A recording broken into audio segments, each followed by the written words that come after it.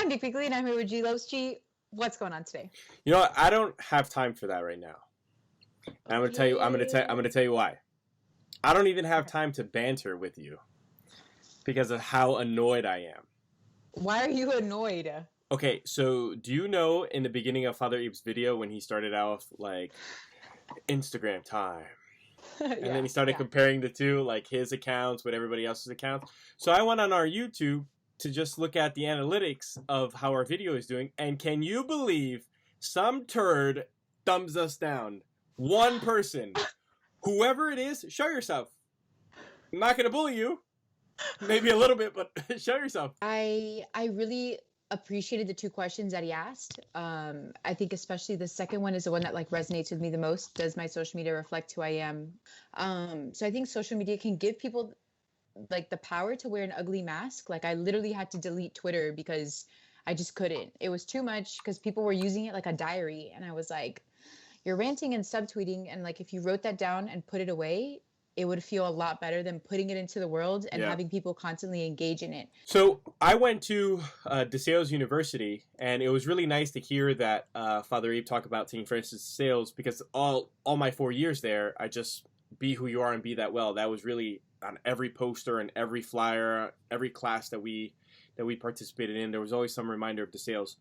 When I was a freshman in college, okay, I started working out. I never worked out before in my life. I was always like naturally like lean, and I was really proud of my body freshman year, and I had abs. I was really like that was the first time that I had abs, right?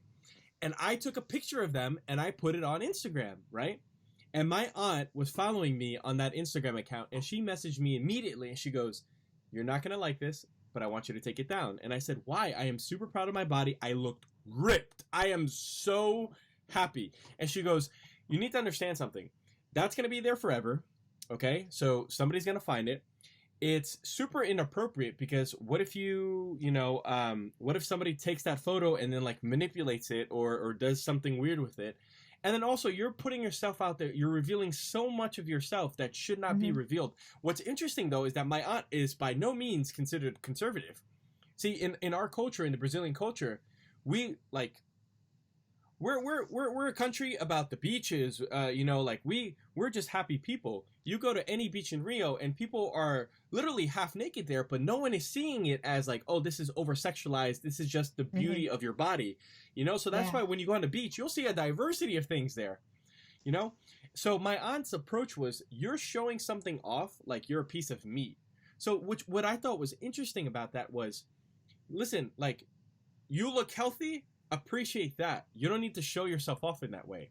And Yeah. ever since that point, I have never posted another photo like that of myself.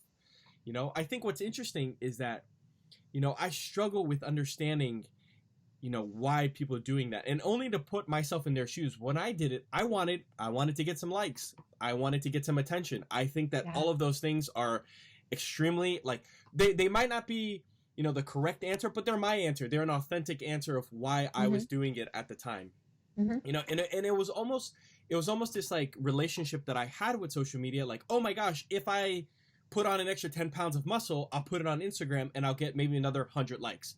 But like, what Yeah. am I getting the likes about? Like, I'm getting the likes because I'm throwing myself out there. So people don't know G as like the youth minister or the criminal justice major. They know G as just this piece of meat that might have abs, that might look good to some. And that's so when she called me out on it, that really really started changing my perspective on social media. Mm-hmm. I think what it's become though is really this dark tool where people are just being super fake on it. I, All the and, time. and I hate to kind of throw it out there, and I apologize if that sounds judgy, and I apologize if that offends the person who thumbs down on my first video. But so St. Francis de Sales writes, "Reputation, after all, is but a signboard giving notice where virtue dwells, and virtue itself is always and everywhere preferable." When Father Abe talks about social media, he's talking about you are putting yourself out there for the world to see. This is Mm-hmm. how I want the world to see.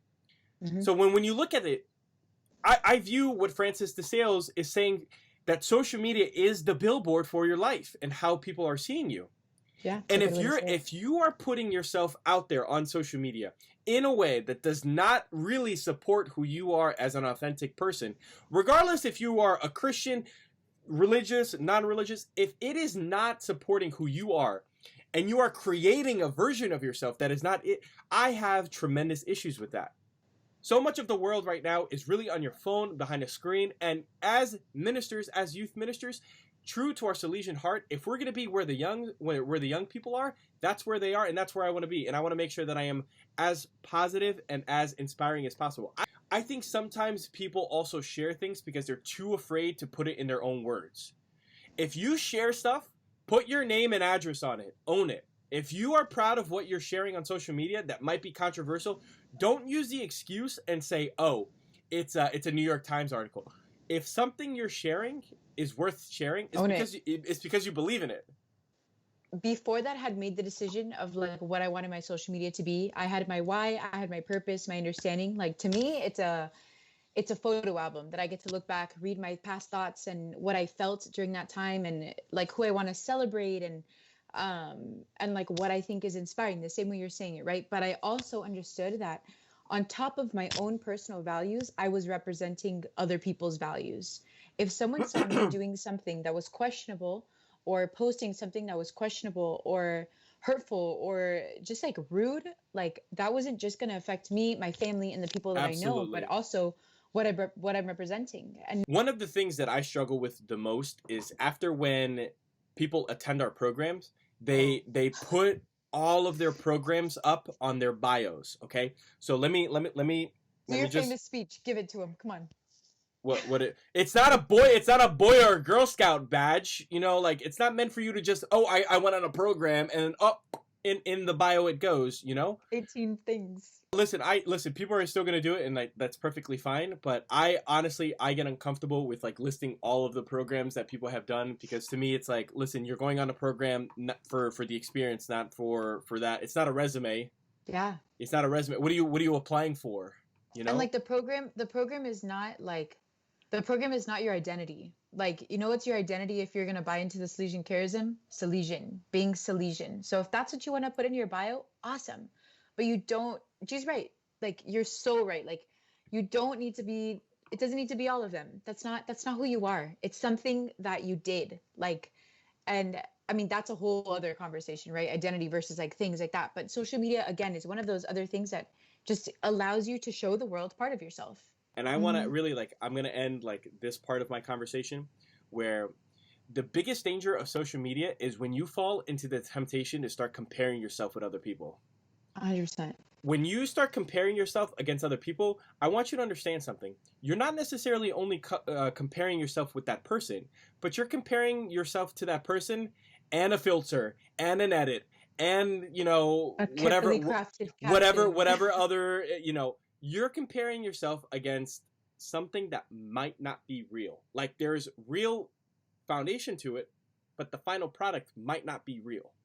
Mm-hmm. That is a dangerous game to play, especially with anyone that has any issues with mental health, because you start putting yourself in a place where you're never going to reach. For us, Vicky, I think if we compare ourselves in this field, we can get into some deep trouble.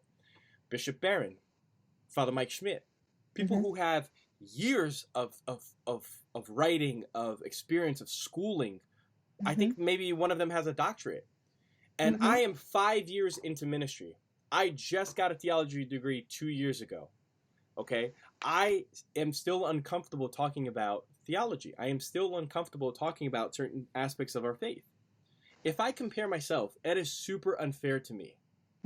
Because it's not even the same. Like, you're comparing apples to oranges. They are people that I hope that I can aspire to, that I can motivate myself to work hard so I can feel comfortable and all that. And I think those are positive tools for you to, you know, to reinforce your goals. Yeah. But I think to fall into the trap to saying, man, I'll never get that. Man, this is where I should be. That is the dangerous side of social media. St. John Bosco writes, do good and never mind gossip.